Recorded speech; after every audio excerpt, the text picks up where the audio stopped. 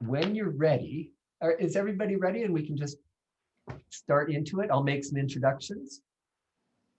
Marcus, Yes. I lit a smudge here when Robbie came on, so we can start with that, and then we'll turn it back over to you.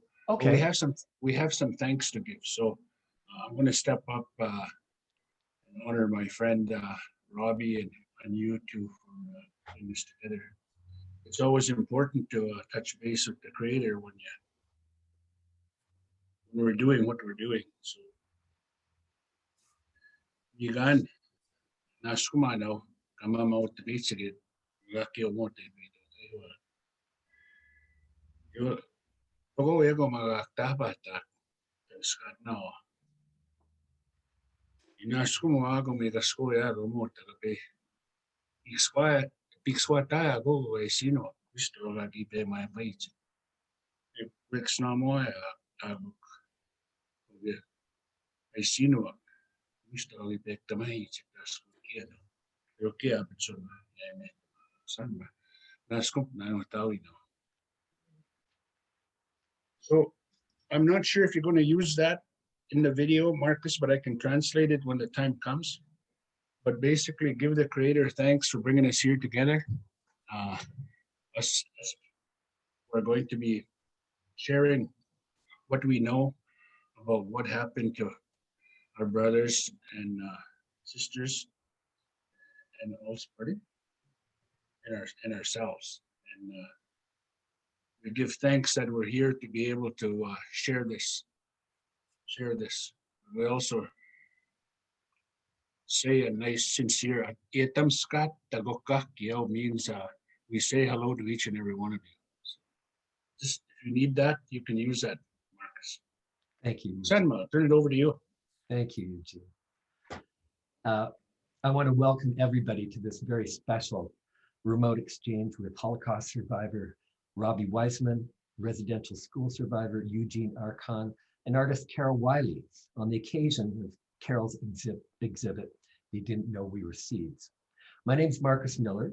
I'm the director and curator of the Mann Art Gallery in Prince Albert. And I'm very grateful to my First Nations brothers and sisters. I want to acknowledge that the Mann Art Gallery is located on Treaty 6 territory, the traditional lands of the Cree and Dakota peoples, and the homeland of the Métis Nation. I want to introduce our guests here. Eugene Arcand, Cree from the Muskeg Lake First Nation in Saskatchewan. Eugene spent 9 years at the St. Michael Indian Residential School in Duck Lake, 2 years at the St. Paul's Lebret Student Residence, both in Saskatchewan. First Nation Sports Hall of Fame inductee, Mr. Arcand has dedicated much of his time to organizing regional and national events. First Nation sports events, cultural events, tourism events, and events geared to the advancement of First Nations youth. Over the past few years, through the Indian Residential School Survivor Committee at the Truth and Reconciliation Commission and the National Center for Truth and Reconciliation Governing Circle, Eugene has worked to ensure that both the public and survivor communities are kept informed of developments and processes associated with the Indian Residential School Settlement Agreement. And Eugene was successful because of the support and love of his family, his wife, Lorna Arcand, who he's been married to for 48 years, and together they raised 3 children, 7 grandchildren, and 3 children. Robbie Weissman is a Polish-Canadian educator. He's an active member of the Holocaust survivor community in Canada, and he was born in 1931 in a small town in central Poland. His early childhood was marked by happiness and fulfillment until 1941, when the Nazis forced the Jews into ghettos. Robbie then worked in a munitions factory. In 1944, he was sent to the Buchenwald concentration camp. Mr. Weisman was 14 years old when Buchenwald was liberated, along with 472 other boys, including Eli Wiesel. And these teens were dubbed the Buchenwald Boys, the title of a 2002 Canadian documentary about their rehabilitation and contemporary reunion. Robbie immigrated to Canada in 1949 and made a successful life for himself and his new family. And like many survivors, he'd always been reluctant to talk about his traumatic experiences. And it wasn't until the 1980s that he overcame his reticence and became increasingly involved with the Vancouver Holocaust Center Society. And in the early 2000s, Mr. Weisman joined Indigenous survivors on speaking tours. And with the launch of the Truth and Reconciliation Commission in 2008, he continued to build on his close relationship with Indigenous communities. In 2011, he was invited by the commission to be an honorary witness, and his efforts were recognized in 2014 when he became the recipient of the Governor General's Caring Canadian Award. In 2018, he received an honorary doctorate of law from the University of Victoria. And this coming May 11th, Robbie Weissman's new book, Boy from Buchenwald, will be released.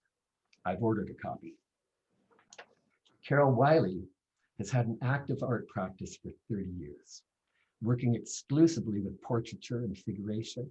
She holds an MFA from the Vermont College of Fine Arts, a BFA in studio art, and a BA in psychology from the University of Saskatchewan. Carol resides in Saskatoon, where she teaches drawing and painting and works as an art educator at the Remy Modern. Her beautiful and haunting exhibition, They Didn't Know We Were Seeds, is on view at the Mann Art Gallery from April 16th to May 29th. The exhibition consists of 18 portraits of Jewish Holocaust and Indigenous residential school survivors. And 18 isn't an arbitrary number. In the Jewish tradition, 18 represents the word chai, which means life.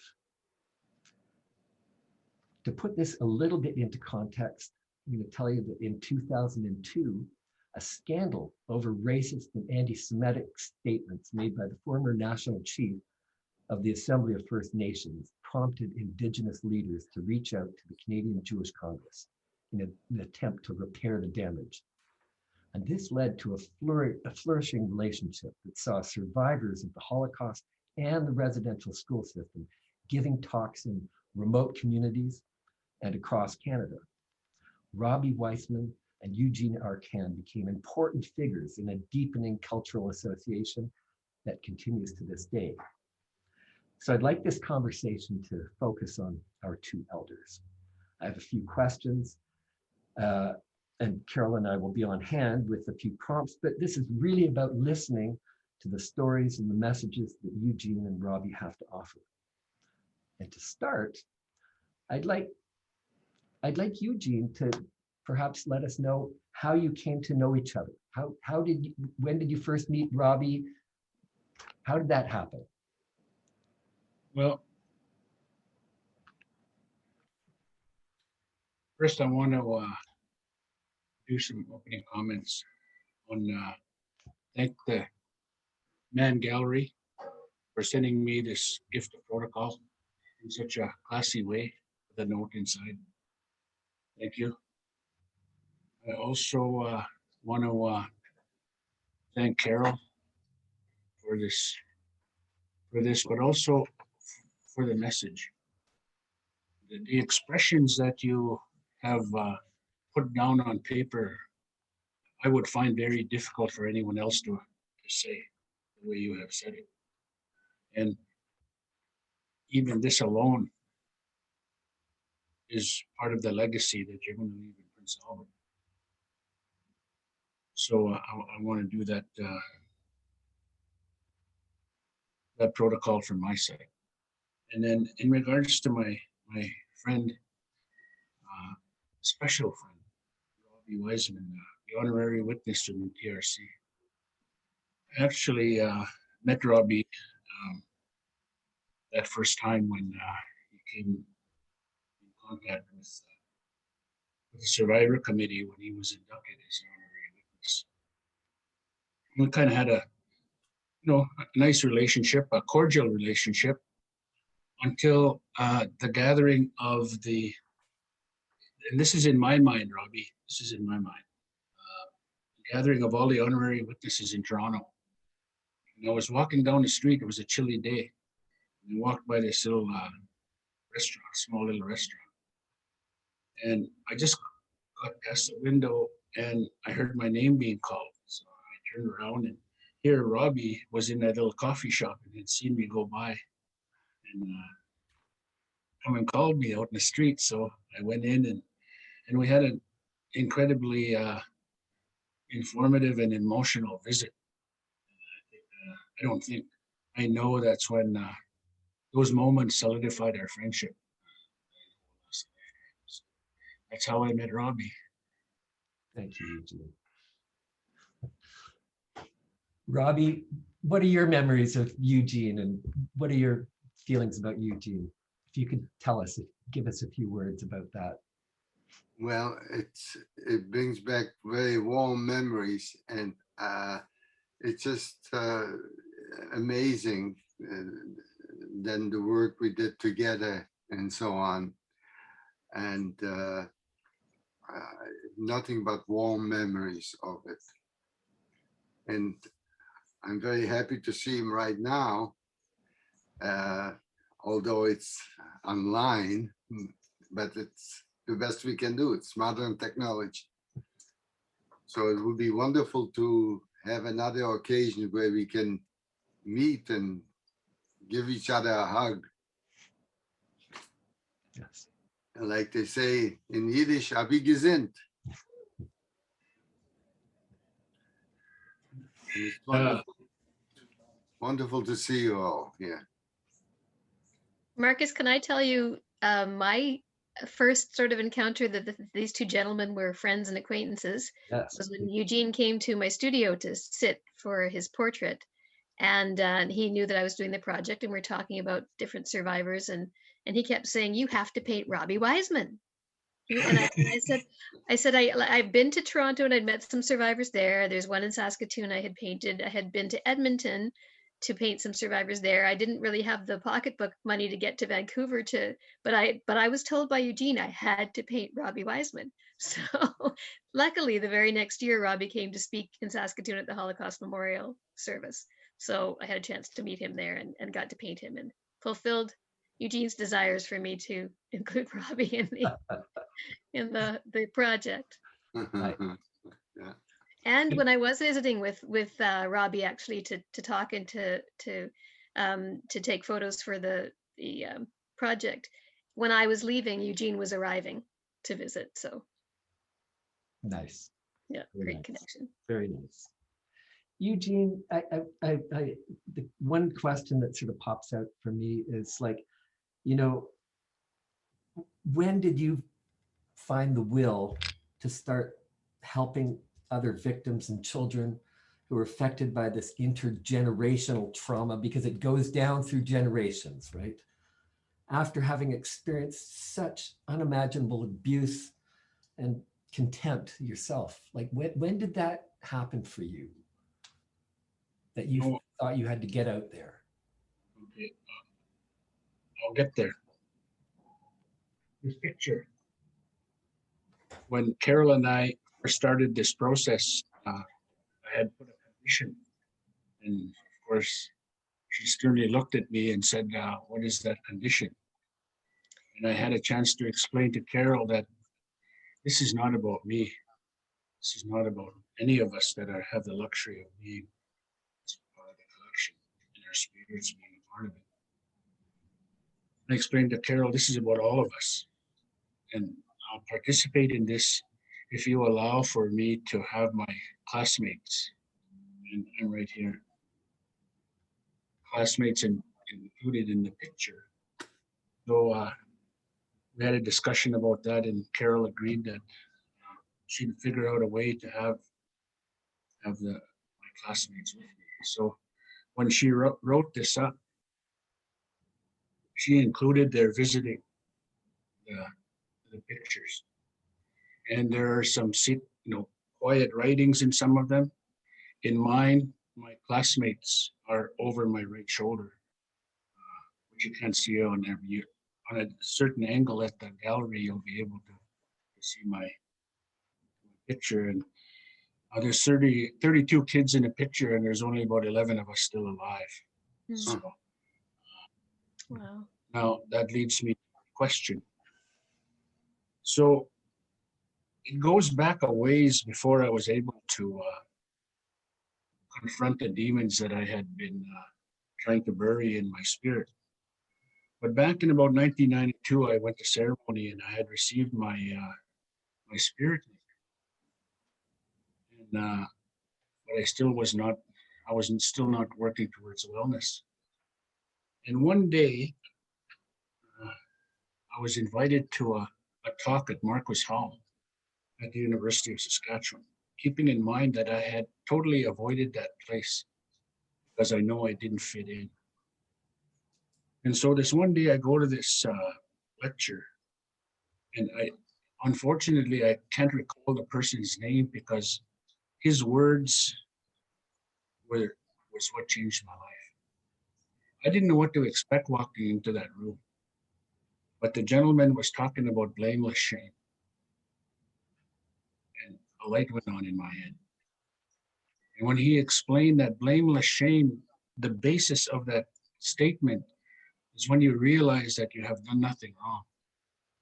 When you realize that you were just a child and you were not the pervert and the deviant that was abusing children.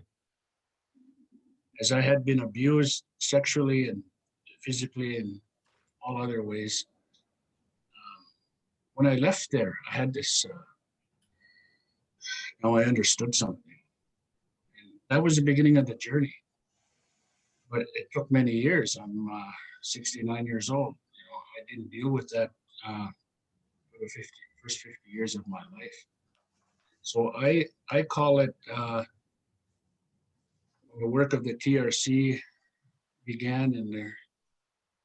Prior to it, with the Assembly of First Nations doing the homework with the churches, lawyers, and special interest groups on working towards an apology. I try and summarize it by what's already been recorded, but it's a statement that we were forced to remember in a short period of time what we spent a lifetime trying to forget. So in a nutshell, that's how we come to be here, Yes. doing what we're doing. Yes. Hey, Xanma. Yes. Robbie, how and when did you decide to go public with your experiences in the Holocaust, and why did you do that? What happened? Well, when we were liberated, I wanted to go home to be reunited with family, and then realized, because we didn't know the full picture, and so I was full of rage and anger. And so the experts that came to analyze it told us to calm down and so on. And then, to make a long story short, I found out about Keekstra in Eckville, Alberta.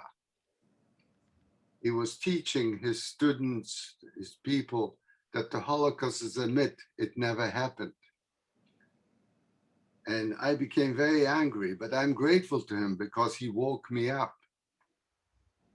And I started speaking about my past and so on. And of course, then we established the Holocaust Center. We began to speak to young people to teach them about what happened and so on. So in a way, I'm grateful to Keekstra for waking me up, because we were full of rage and anger, and the experts told us, put your past aside, move on with life, and so on. And I can't repeat what we used to tell the expert where to go. And of course, among those, you know, that survived, the experts, when they analyzed that, felt that we won't live long enough, we won't amount to anything. So among these people that won't amount to anything, Elie Wiesel, Nobel Peace winner, and the younger one in our group, little Lulek, who went on to become the chief rabbi of Israel. And on I can go on from the ones that my friends, and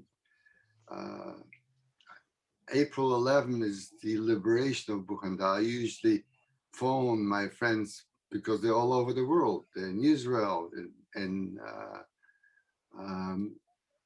Australia, and so on. Actually, sometimes it saddens me because I find out, oh, my friend such and such has passed away, and so on. But the ones that are still around and what they have accomplished and moved on with life just warms my heart.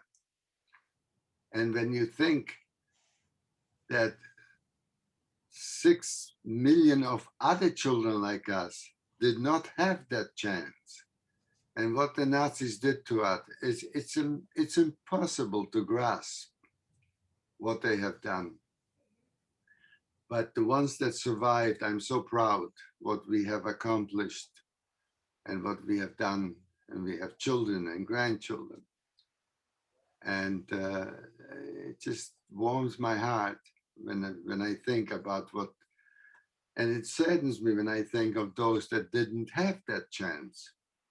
Yes. Yes. It's so amazing, Robbie, for me to hear that. Yeah, and some also, let me just, the experts also made us promise, tell the world what you have witnessed. And I think we're doing that. Okay, I'm sorry, go ahead. No, that's amazing for me to hear that story from you, Robbie, because it sounded as if it was that Jim Keekstra scandal about the Holocaust denier that got you so angry that that's what unhinged you and gave you the will to start talking about your experiences. And so I'm wondering, Eugene, I'm wondering, you must also have had a lot of anger, and was that also part of your compulsion to speak about your experiences? Yeah, totally. No, I in my talks, I reveal that coming out of residential school in 1969, I was probably the most dysfunctional individual you ever want to meet. I have to give the Creator thanks that He gave me athletic skills that helped me survive that system. To the point where when I came out of there, I didn't really even know how good I was. Many of us didn't even know how good athletes we were because I never dreamt about being a professional athlete. I just wanted to get the heck out of that place. If sports was going to get me out, it got me out. So then coming out of there in 1969, I was pretty, I was pretty bad. I'm lucky a couple of years later, I met my wife that helped me try and get it together, but by no means was I a normal person out there. I had not experienced anything after the age of 6 years old that would be termed to be normal. Up till then, I remember never having been hungry. I remember being hugged and loved. From the time I was 6 years old into my teen years, I experienced all the negatives of indoctrination. I learned those skills, along with living this life of being showcased by the missionaries, showcasing their kids as athletes. In the meantime, we were segregated in those environments. There's some stories out there about my sports life and how cruel they were to us by making us wear our hockey equipment all day, sit separately. We didn't get to run around. And at that time in life, you know nothing else. That kind of thing is normalized. And so all of this just perpetuated itself. And then I came out in 1969. I really had very few life skills. But what I did have is I could fight. I was a good scrapper and I was scared of nothing. And the way I looked at life at that point in my life, I just finished 11 years of pen time. Come get me. I'm not scared of nothing. So That's a real dysfunctional way to look at life. So yeah, I carried the same kinds of anger. What made me change was that day, because it had been instilled in me as an Indigenous athlete that you have to pay back. And so I lived a pretty good sports life. I was treated well. I was compensated properly. In terms of what I endured, in terms of racist behavior on the playing field, on the ice surface, it was just as bad as Indian horse, if not worse. And there are writings about that that I have shared. So I would say in the end is when about 1980, 81, thereabouts, we reconnected with our culture. And my wife led the way on that. Then my children, and in the end, I was dragged along, and I had to start meeting my demons. And, in that time that we were married, I have not told my wife in the first 30 years of our marriage what I had experienced. She was an observer of a dysfunctional individual that was trying to survive in an environment that I was just, it was like trying to learn as you go, right? And I hid all these triggers that I had. Half of them I didn't even know what they were, but I knew it affected me somehow. So yeah, the long-term effect of that, I'm glad I'm where I am today. I look at the world totally differently. And I'm sure part of it is old age, but also a part of it is I didn't know any better at that point in my life. I had lost my language. I had lost all of the things that I value today. I didn't know how to love. I didn't trust anyone.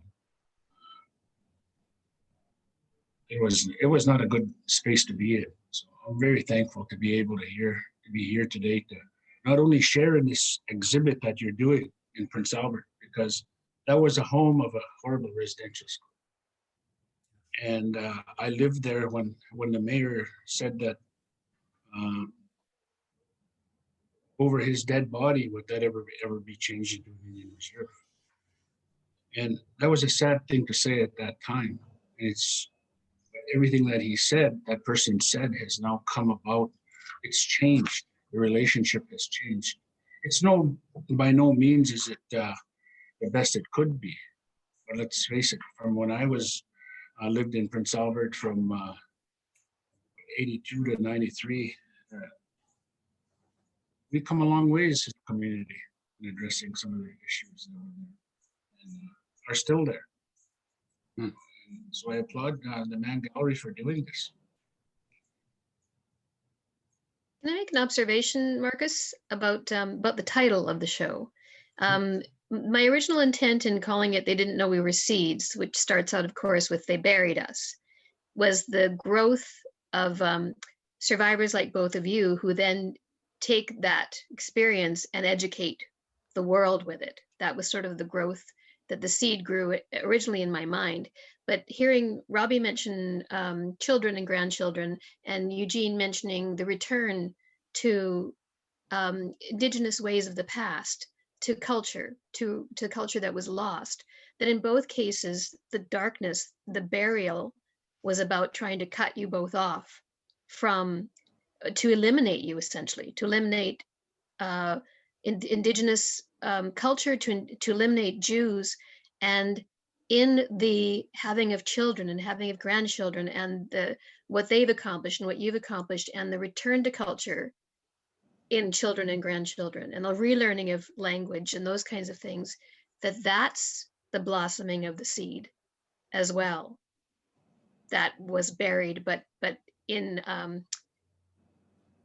just what's the word? I guess out of sheer stubbornness and will, that out of that burial came not just the value you are to education, to people now and to kids now, but also your own families and how you've created futures for them, and therefore futures for both cultures, both Jewish culture and Indigenous cultures. It's Right. a very beautiful title, Carol. Mm. It is.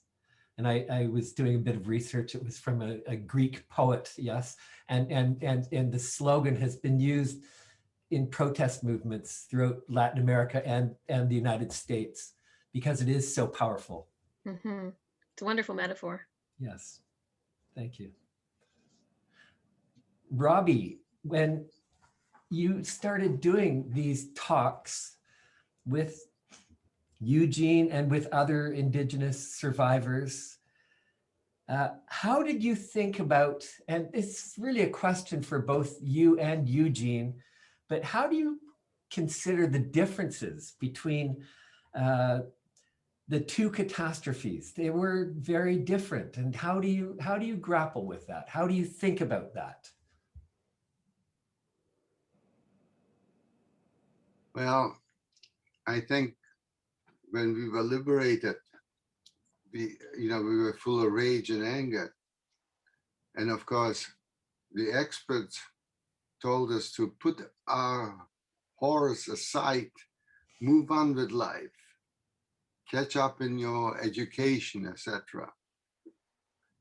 And we listened. At first, we didn't, because we wanted to go home, be reunited with family, then realize the enormity of the loss and what they did to us. So we were full of rage and anger. We had to put all this anger aside and move on. And I'm very proud of what we all did with our life. And then the experts say, teach the world what you have experienced to make sure it doesn't happen again. And then we found out about the First Nations and what happened to them. And it warms my heart to, what we did with First Nations when we went all over the place and told them to move on with life, do something, and get educated.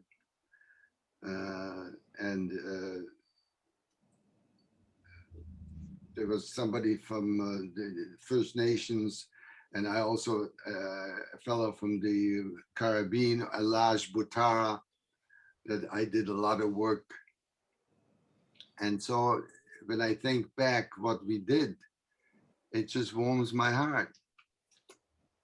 And of course, we established the Holocaust Center, and we teach young people about the past and so on. And every year we reach thousands of students all over and teach them about the past to make sure that it doesn't happen again. The letters that I receive from some of the young people really gives me hope for humanity.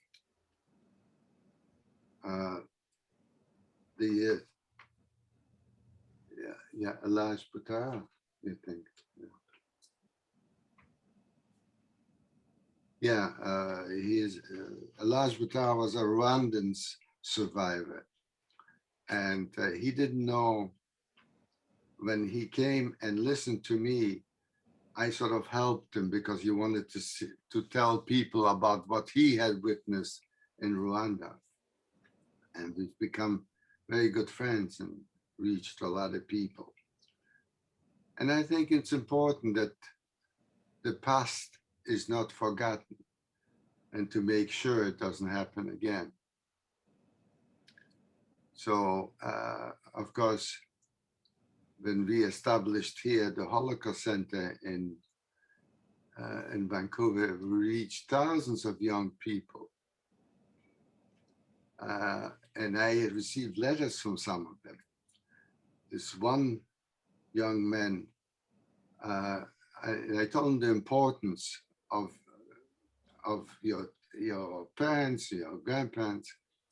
This one boy went home and he said to his mom and dad, "Mom and Dad, I love you." And the dad looks at him and he says, "What did you do to the car?"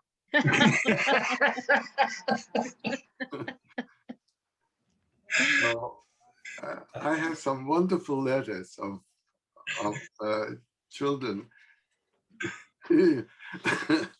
So it's important what we do. I mean, here, and we reach thousands of young people and tell them the importance of what they have at home. So it's really, some of the other letters I get, it warms my heart, because I want them to make sure that they should appreciate, because it's very, very, it's very special what they have at home and what the life we have. And that was all taken away from us by the Nazis.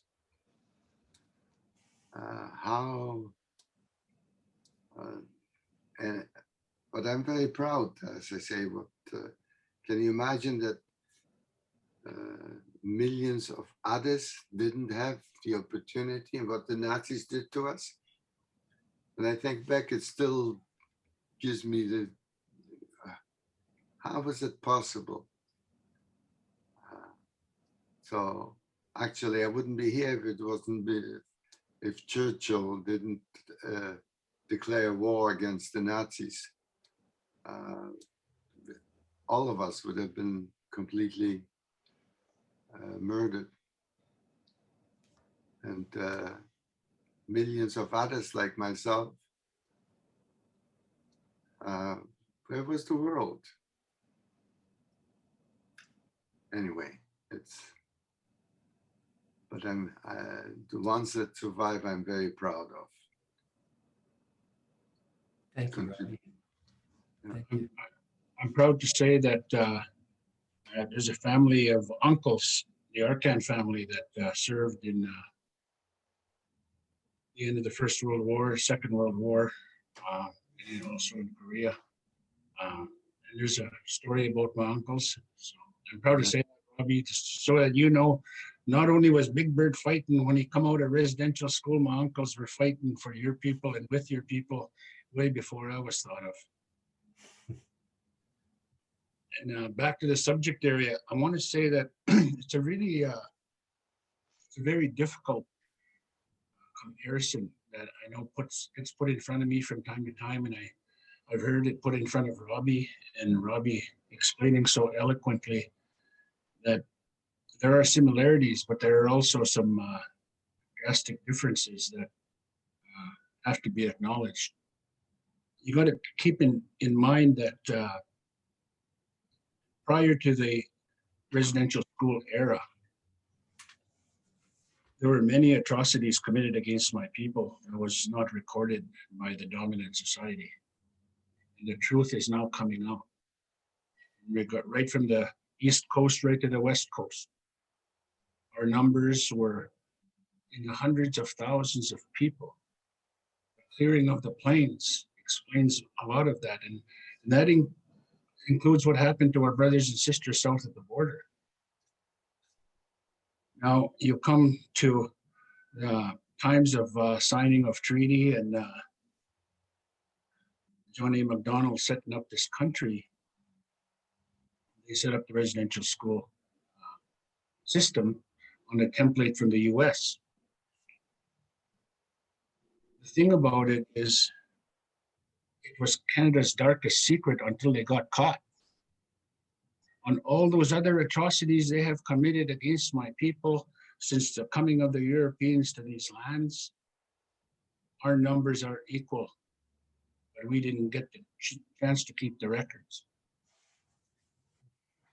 The clearing of the plains, the clearing of Indigenous people in this country for economic benefit was happening way before. Like I said, this time they got caught. Residential school era, the genocide was caught. People don't want to call it cultural genocide.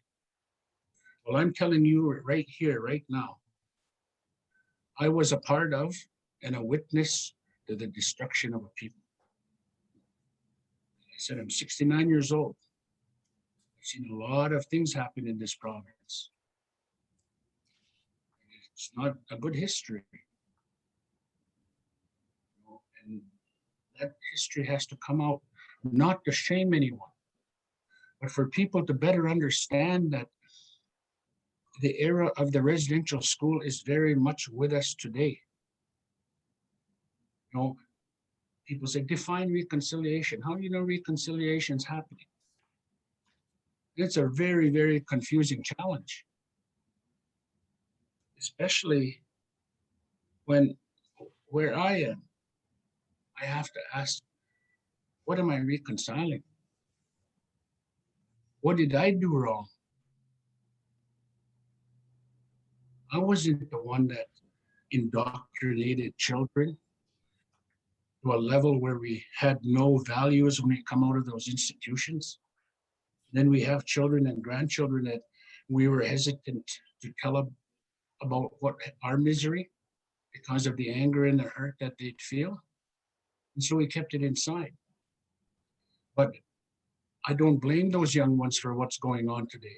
I blame us residential school survivors, for not having the guts and the courage to talk sooner so that we could expose the secret. And we could have limited the damages that are happening today.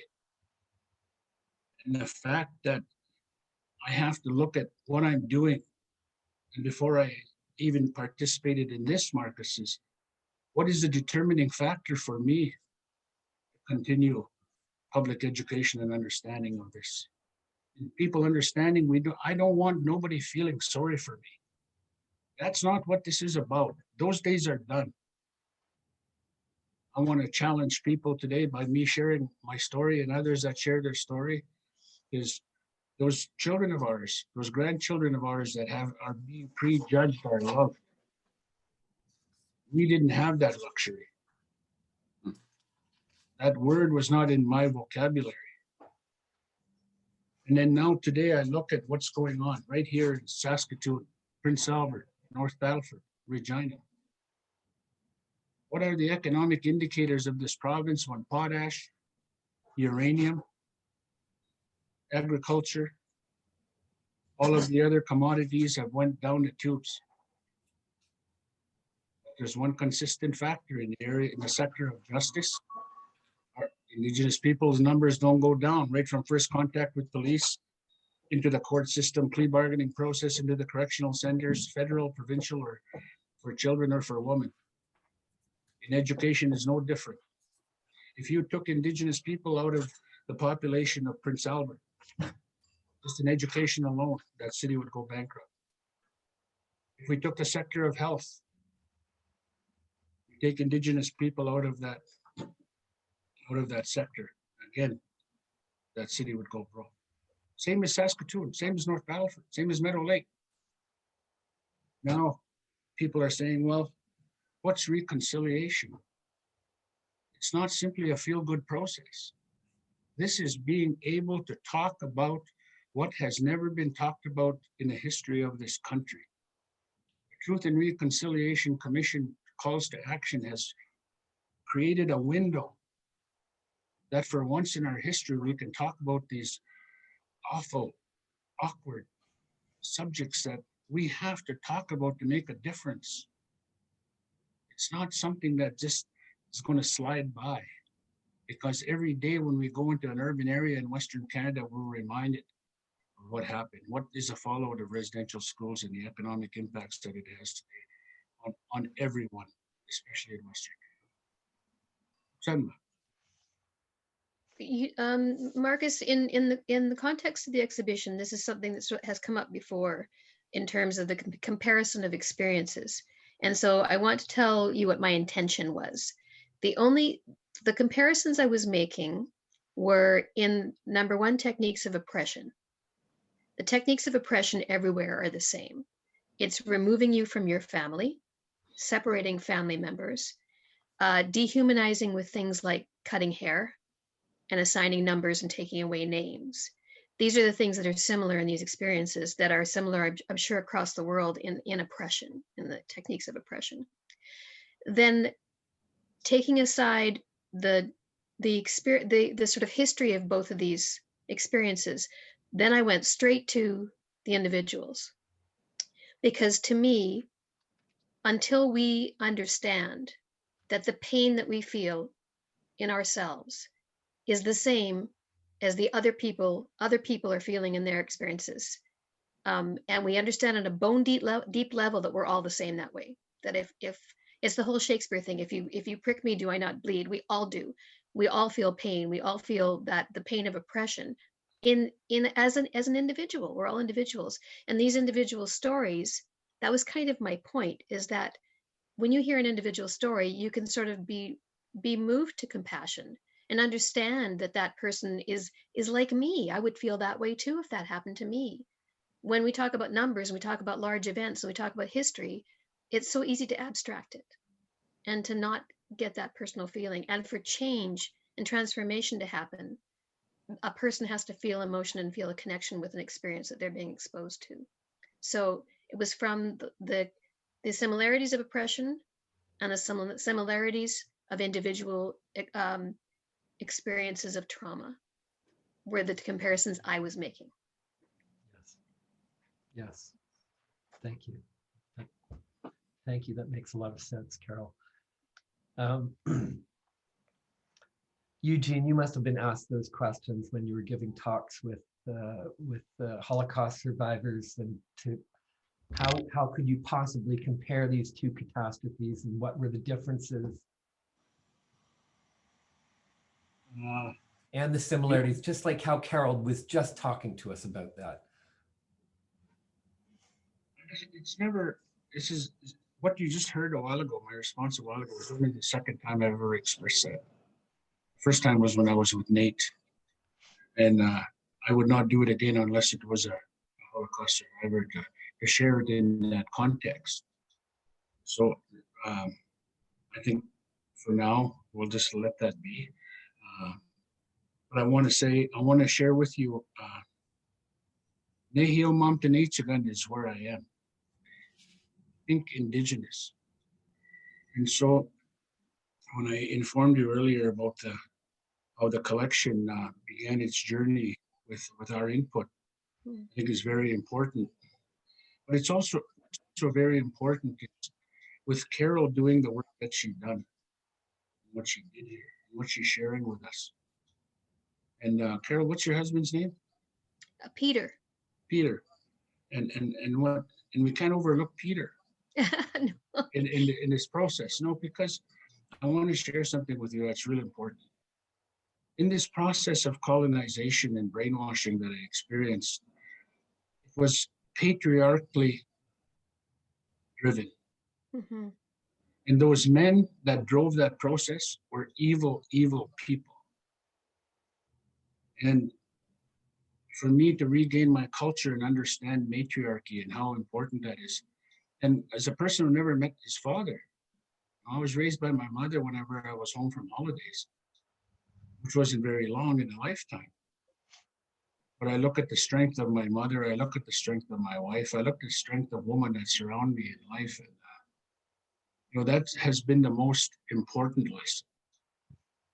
Now, how do I relay that to this collection? Well, it's created by a woman who stepped up. Didn't have to. She stepped up. And her man, who has been taking care of the collection when it moves from site to site. In my way of thinking, Nehio Mamtanichagan is they're taking care of spirits. Some of those people who are painted there are passed on. They're together in the spirit world. And this collection, it's going to live way longer than Robbie and I and all the other participants. It's going to get, all of these paintings have a spirit. They got to be treated respectfully. They're going to teach a lot of people a lot of things when the secret's gone. So in my way of thinking today, that's why I applaud the Mann Gallery. Because there are some communities in Saskatchewan that don't have the courage to put this kind of thing out. Let's face it, that's the truth.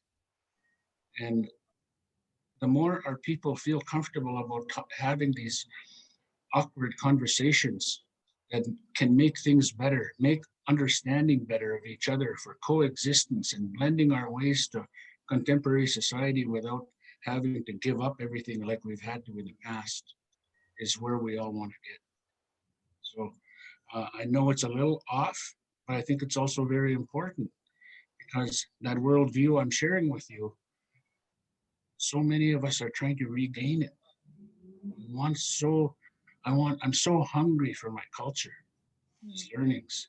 So you can imagine these people walking the streets of Prince Albert, Saskatoon, Regina, who have had their spirits broken time and time again, and how bad they want to regain their culture for wellness purposes instead of being an industry and a number out there again. Sanma. Mm. Wow. Thanks. Eugene. I'm sure, Robbie, you would feel the same way about the continuation of the Jewish heritage as well. That I mean, I'm sure that there are survivors that probably, after they survived the Holocaust, they probably said, that's it. I'm not Jewish anymore. I'm moving to a new place and I'm getting rid of that identity. I don't ever want to be the target of that again. But there are many more that, I mean, I was raised in the Jewish faith by a family. We're not Orthodox or anything, but we've always connected to the Jewish faith and Jewish traditions. And again, that's sort of a defiance to those who tried to rid the world of that. And so you must feel the same way as Eugene, in that keeping of culture and that maintaining of the continuation of those cultural practices is probably really important. Absolutely. It is extremely important to retain what the Nazis tried to eliminate. And so all of us as survivors, it's a duty and obligation to maintain what we have learned from the past, and then to make sure that the world never forgets what the Nazis tried to do to us. And I'm very proud with all my friends, you know, the Buchenwald boys. On April 11th, I usually connect because we're spread all over the world. And April 11th, the day of liberation. And we always try to connect with one another. And we don't speak about the past, but we always talk about our kids, our grandkids, and all the contributions that they have made. And it just warms my heart. And when I think that millions of others like ourselves were eliminated, and so we have a duty and obligation to continue and to do good things and move on with life. But we must never forget of what the Nazis did to us. Yes, yes. And I'm very proud of the boys that were liberated with me. When I speak to them, we don't speak about the past, but we just talk about all the things about our kids and grandkids and so on and on. And it really warms my heart. And you think of all the ones that were killed and eliminated from this world. It's impossible to grasp what the Nazis did to us. And so for the ones that survived, I'm so proud of. Mm-hmm. Yes. You talked about Jim Keekstra, Robbie, as one of your motivations for going public and talking publicly about your experiences. Well, James Keekstra was teaching the high school students that the Holocaust is a myth. It never happened. And I became so angry, but when I think back, I'm grateful to him because he woke me up. After liberation, we were full of rage and anger, and the expert told us to put it aside, move on with life, catch up in your education, do something with it. And we all did. And he sort of woke us up to make sure we don't forget. And I was so angry at him, but when I think back, I'm grateful because he woke me up and we went on to talk about it. Dr. Robert Krell, myself, we were responsible to establish the Holocaust Center in Vancouver and speak to young people. And we reach thousands of students every year and teach them about what happened in the past to make sure it doesn't happen again. So sometimes things happen and you become angry at it, but then you think back and I'm grateful for it. Yes. Because, you know, the experts say, oh, put all the past aside, move on with life, forget it. Well, we can't forget. And we must not forget. And that's life. I mean, 6 million others like ourselves that where was the world? How could something like this happen?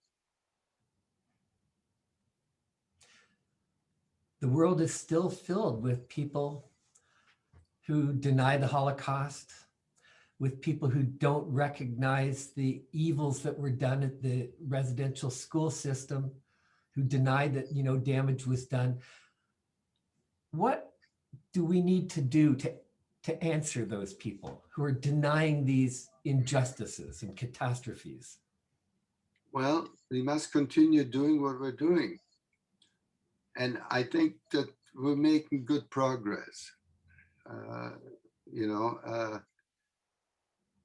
when you look around the world and you look at the past, you don't see those kind of things as what we were witnessing in the past.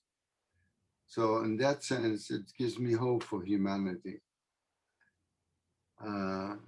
around the world and so on. But we must keep doing it, not give up on it. Through the Holocaust Center and other places in Canada, we teach young people about the past to make sure that they learn and it doesn't happen again.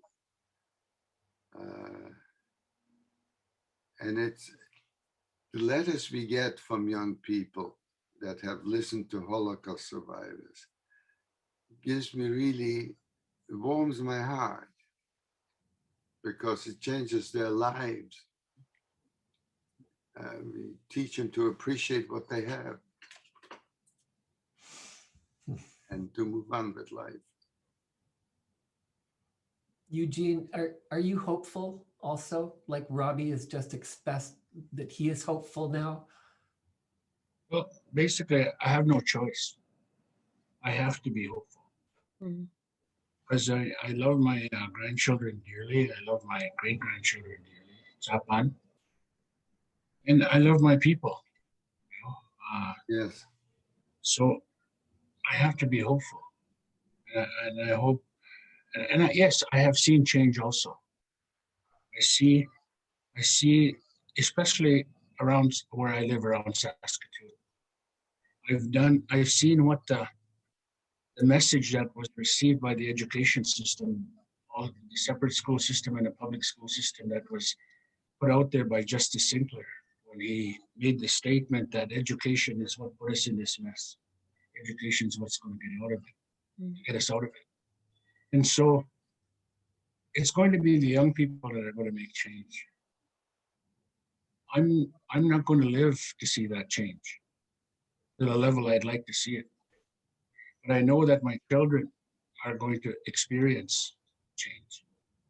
And more importantly, my grandchildren are the ones that are developing relationships with the settler community, the newcomers, and also with those that were here before, many who are coupling up.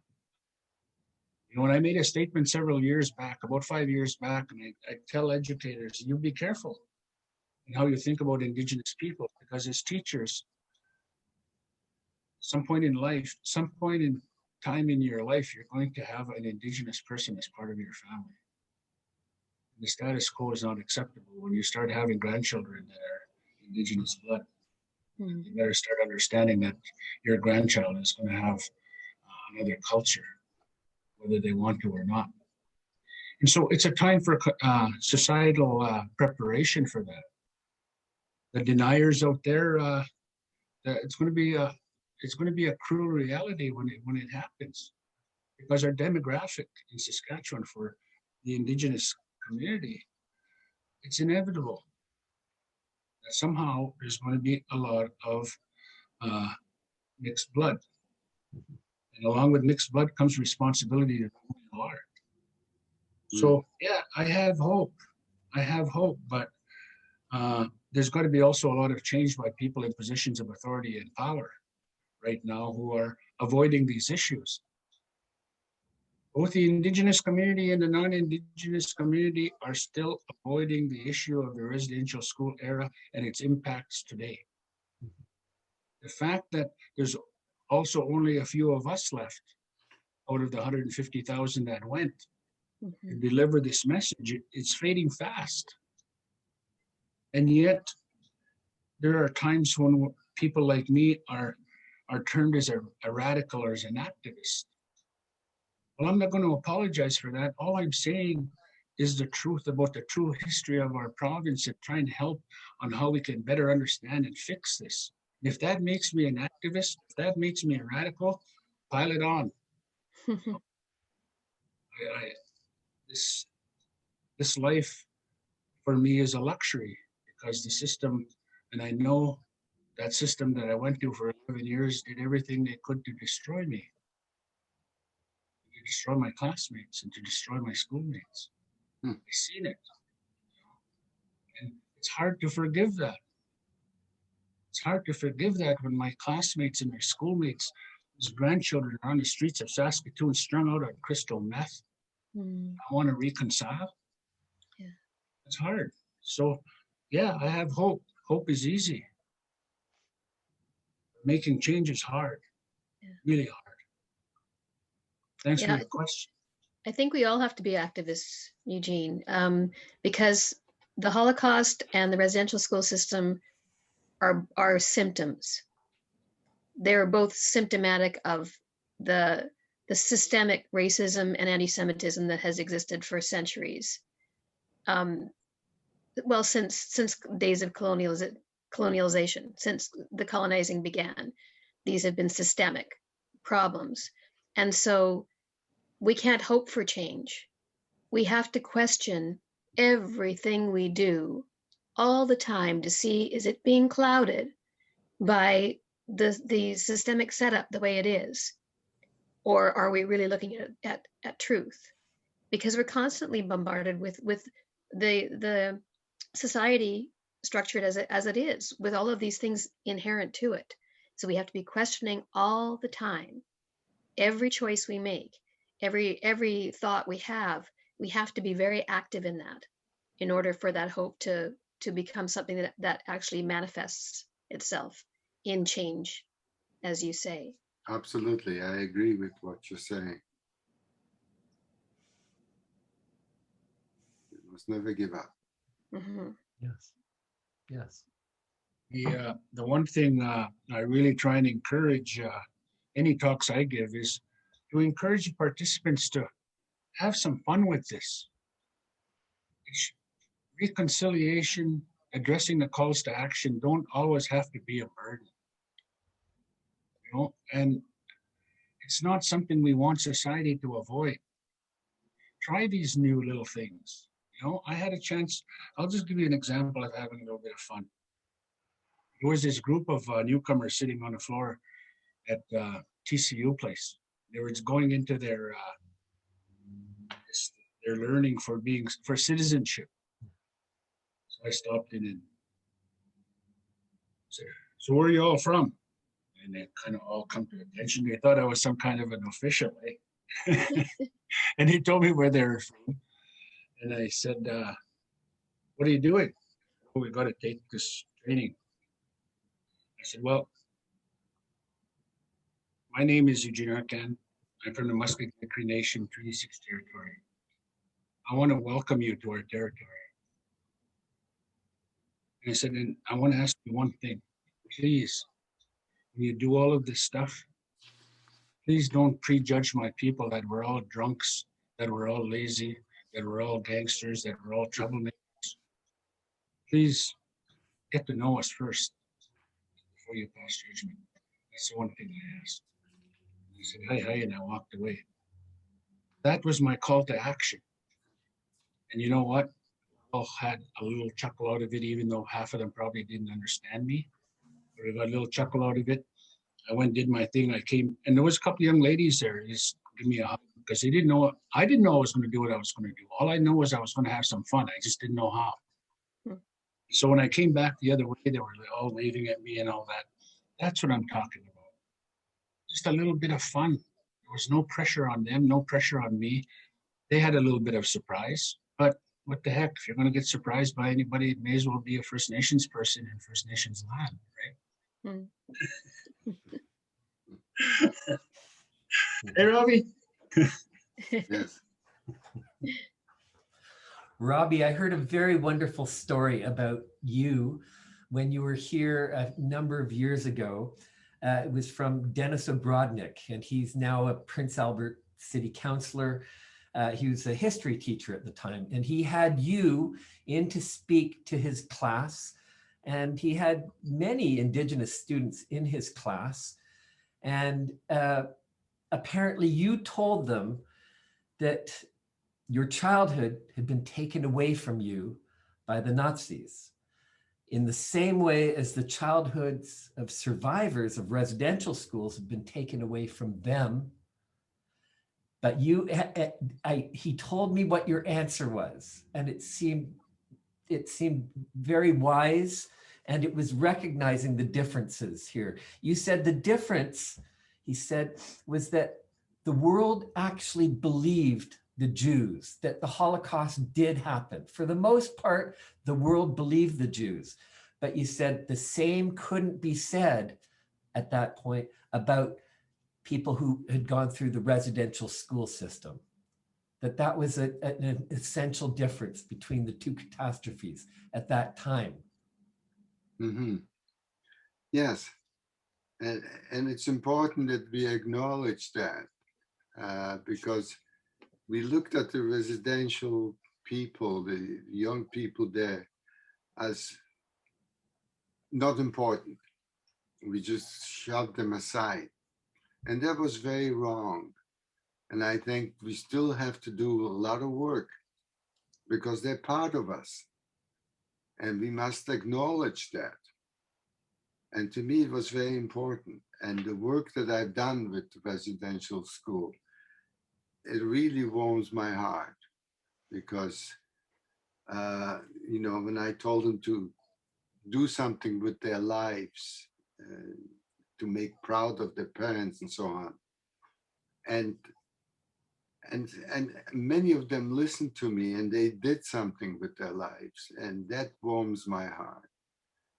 And I think we must continue doing this too, because they were looked upon as inferior, and they're not. They're part of us.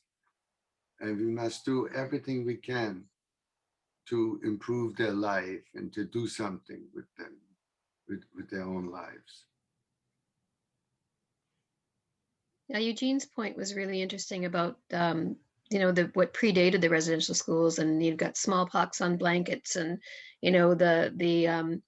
all the annihilation that happened with the first contact from Europeans coming to North America, and you've got that sort of through line to reserves without clean drinking water today, and then you've got the slaves in Egypt, and the through line that comes to the neo-Nazis storming the Capitol building in Washington today.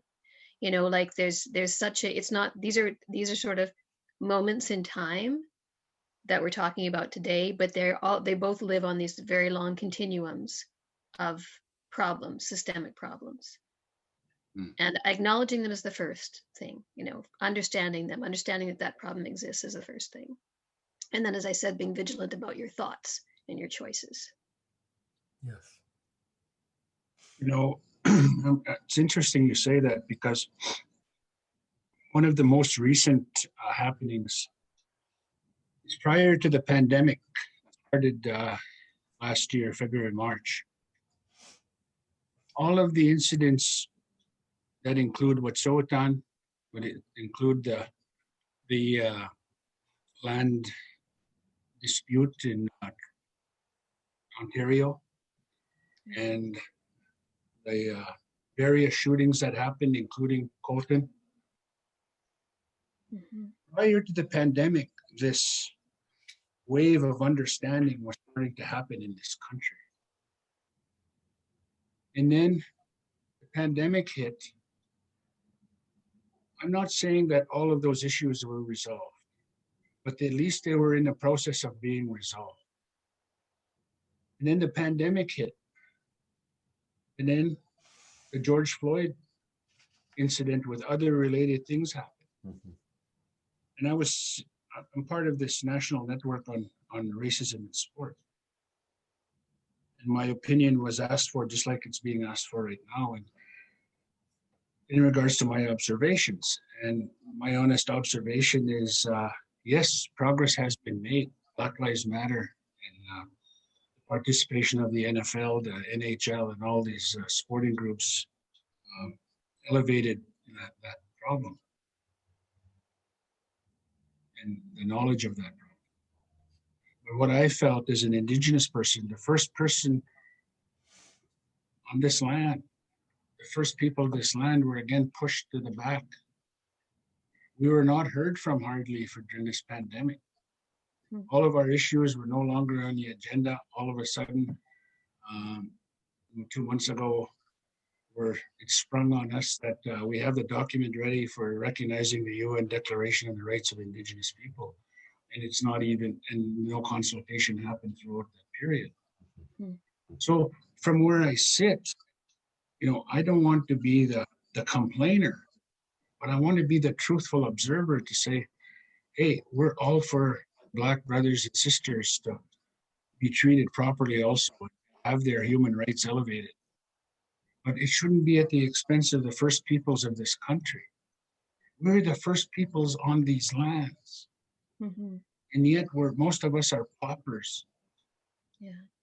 And I'm not asking, I'm not begging. I'm telling people, come to your senses and let's look at this issue. If we're going to do this properly, we support the Black people. We support the Métis people. I support those newcomers coming from war-torn countries to get a better life in our country, but not at the expense of my people living in continued incarceration, poverty, Mhm. addiction, etc. Keeping in mind, I don't expect the settler community to fix it for us. This is where change comes. As the mistakes that have been made in the past, we can't make any worse mistakes as First Nations and Indigenous people.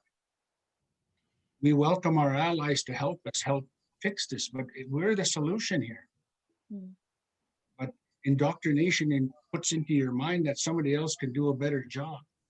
I've come to realize, hey, if I'm going to be a part of burying my people, I want to be a part of helping them survive. Mhm. Sunman. That was very well Marcus. said, Eugene. Marcus is just kind of getting a mindful here, eh, buddy? We need a Fantastic. laugh. Well said. It's good to laugh. It's good to laugh. And thank you, Eugene, also for reminding us that even with these dark issues, it's always important to laugh. Listen, I wonder, I'm ready to close this off, but I want to make sure that both you and Robbie have had good opportunity to tell us what you want to tell us, so I want to give you a chance to say whatever you do want to say about Carol's show, about working together like you have, about any of the things that we've talked about here. Robbie, do you have any last words? Robbie will have last words.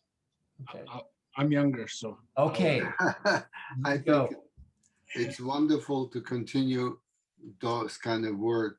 We must teach the future generation.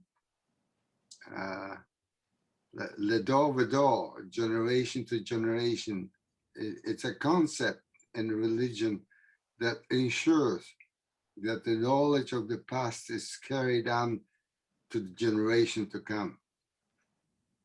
So I think it's important that we keep doing this work to make this a better world. And of course, here through the Holocaust Center, we reach thousands of young people, and it really warms my heart to make this a better world. And so and it's important that we continue this and to make sure that when I think back of the past, what happened, make sure it doesn't happen again, and to improve the world and to make this a better world for all of us. Thank you, Robbie. Eugene? All right, I was going to go first and give Robbie the last word, but He got in there. he did. He's the boss. That's right.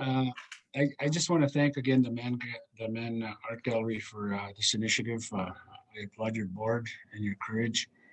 And of course, I can't say enough about Carol and Peter and the role that Peter plays in this whole process. Nobody can do this alone.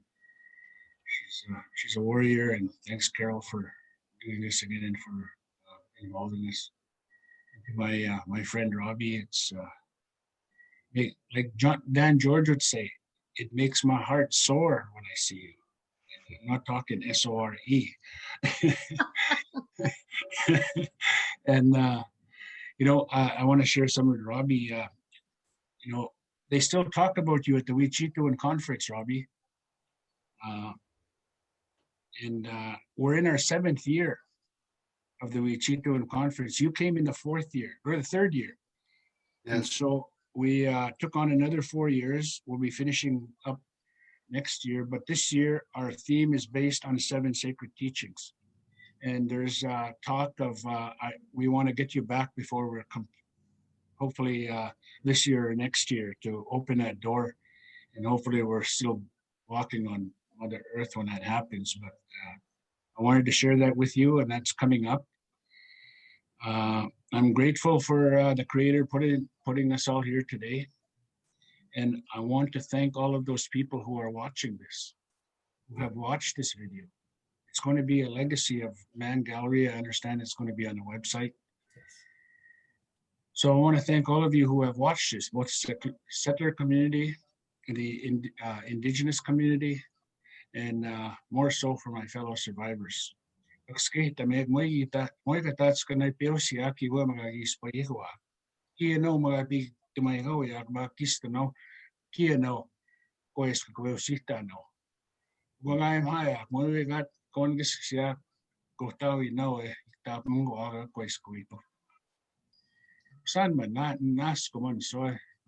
again, thank you to all.